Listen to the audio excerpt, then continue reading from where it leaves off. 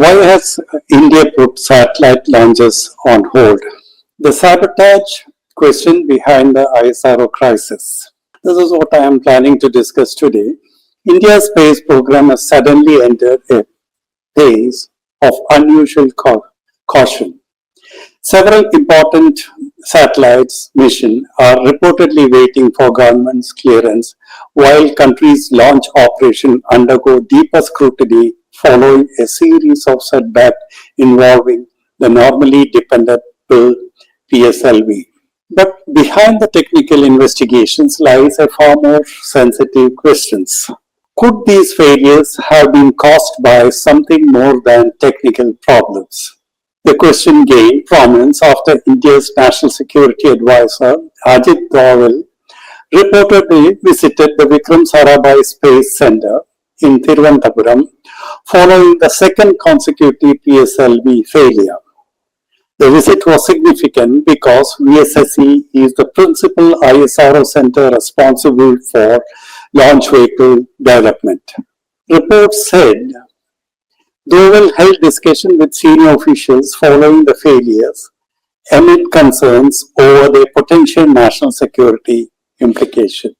The timing of the visit naturally raised questions about whether the government was examining the possibility of sabotage or hostile interference. After all the PSLV has traditionally been considered one of India's most reliable launch vehicles. Yet PSLV C61 in May 2025 and PSLV C62 in January 2026 both encountered anomalies during PS3 third stage. ISRO subsequently initiated detailed investigations, while national level expert committee was tasked with examining the reason behind the repeated failure. The government, however, has publicly rejected the sabotage theory. Naturally, Space Minister Jitendra Singh said that the sabotage had been ruled out, while separate investigations continued into cause of failures. That is the official position. Yet the very fact that the NSA personally reviewed the situation has added another dimension to the story. India's space infrastructure is no longer merely a civilian scientific program. Satellites are crucial to the national security, military communication, surveillance, disaster management, and navigation. India's NAVIC system, in particular, is strategically important because it represents country's effort to maintain an independent satellite navigation capability. This is why the delay surrounding NVS-03, the next generation NAVIC satellite, is particularly concerning. Another strategically important satellite, GSAT-1A, is also reportedly waiting launch clearance.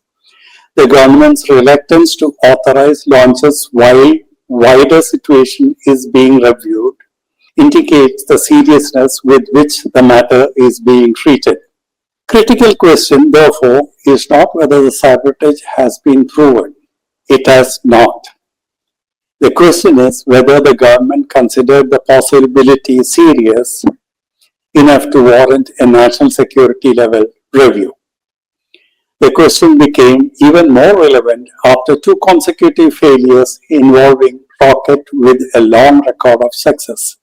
Technical explanation may untimely prove to be the correct answer, but in an era where the space has become an increasingly important domain of strategic competition and warfare, India cannot afford to ignore the possibility of deliberate interference.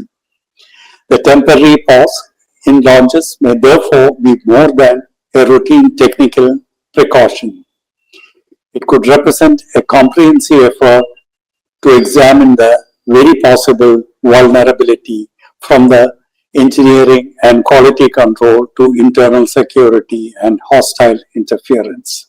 For now, the official conclusion is that there was no sabotage, but the sequence of events two unusual PSLV's failures, high-level scrutiny review involving Ajit Doval and subsequent causation over the further launches has inevitably raised the questions.